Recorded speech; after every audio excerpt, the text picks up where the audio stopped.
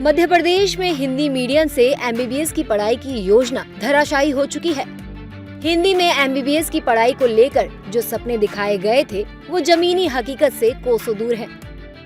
साल 2022 में इस महत्वाकांक्षी योजना की शुरुआत हुई थी। दावा किया गया कि अब बच्चे हिंदी में एमबीबीएस की पढ़ाई करके डॉक्टर बनेंगे। इस प्रोजेक्ट पर 10 करोड़ रुपए खर्च किए गए। इस योजना को न केवल राज्य बल्कि पूरे देश में एक क्रांतिकारी कदम के रूप में देखा गया। लेकिन हालात कुछ ऐसे हैं कि एक भी छात्र ने हिंदी में उत्तर नहीं लिखा।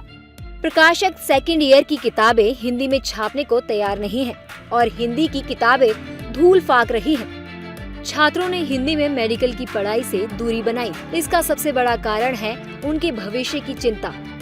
छात्रों का कहना है कि हिंदी भले ही सरल लगे, लेकिन इससे उनका करियर सीमित हो सकता है। मेडिकल की पढ़ाई और करियर की व्यापकता अब भी इंग्लिश से जुड़ी है, चाहे उच्च शिक्षा हो, विदेशों में करियर हो या फिर रिसर्च। आज भी सब कुछ इंग्लिश के इर्द गिर्द घूमता है। वहीं शिक्षकों को भी जटिल मेडिकल शब्द हिंदी में पढ़ाने में दिक्कत हो रही है। स्टैंडर्ड हो जाता है कि डॉक्टरी में हो आप इंग्लिश में बात करो, थोड़ा लोगों को अच्छा लगेगा। इन चीजों को थोड़ा आसपास के लोगों की मेंटालिटी को सोच के गांव समाज के ये सब सोच के थोड़ा मैंने इंग्लिश में कन्वर्ट होना स्टार्ट कर दिया। और बाकी भी चीजें हैं, जैसे पीजी लेवल पे आप जाओगे तो वहाँ हिंदी अभी अवेलेबल नहीं है। मान लो आप अदर कंट्रीज में जाते हो, वहाँ तो हिंदी बात ही नहीं कर सकते। वहाँ तो आप या तो उनकी लैंग्वेज में बात करो या तो इंग्लिश में बात करो। यही चीजें चलती है। वहाँ तो अलग अलग एग्जाम भी होते हैं, वो सब इंग्लिश में होते हैं। तो ये बड़ी दूर दूर तक की चीजें सोच के मैंने धीरे धीरे यहाँ तो हिंदी में पढ़ लेंगे, लेकिन बाद में जो लाइफ में अगर मान ली पोस्ट ग्रेजुएशन करने कोई बाहर जा रहा है, साउथ इंडिया जा रहा है, गुजरात जा रहा है, महाराष्ट्र जा रहा है, तो वहाँ की वर्नाक्युलर लैंग्वेज के हिसाब से उनको अडेप्ट करना पड़ेगा।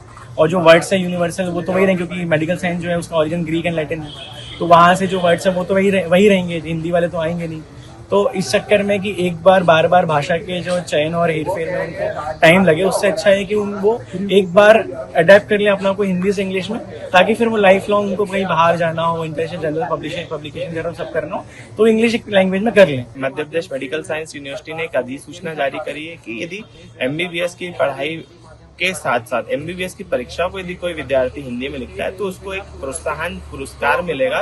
विश्वविद्यालय में जो उसकी यूनिवर्सिटी टॉप की सूची होती है उसमें टॉप करने पर, जो कि 2 लाख रुपए का बड़ा कदम है। परंतु इसके कुछ नेगेटिव पॉइंट्स हैं जिसके कारण से अभी तक बच्चे थोड़े डर रहे थे कि यदि वो एमबीबीएस की पढ़ाई हिंदी में करते हैं तो पोस्ट ग्रेजुएशन के लिए तो कहीं समस्या आएगी।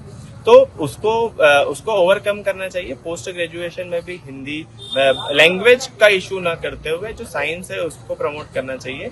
जो जिस भी भाषा में विद्यार्थी पोस्ट ग्रेजुएशन की यदि पढ़ाई अपने उत्तर देता है उसको मानना चाहिए। और साथ ही साथ पूरे एक यूनिफॉर्मिटी मेंटेन करने के लिए जो वर्ड्स अभी भी इंग्लिश में, वो इंग्लिश में ही रहे, ऐसा हम सबका मानना है। इस मसले पर सरकार को अब भी उम्मीद है कि मेडिकल छात्र हिंदी में पढ़ाई के लिए आगे आएंगे।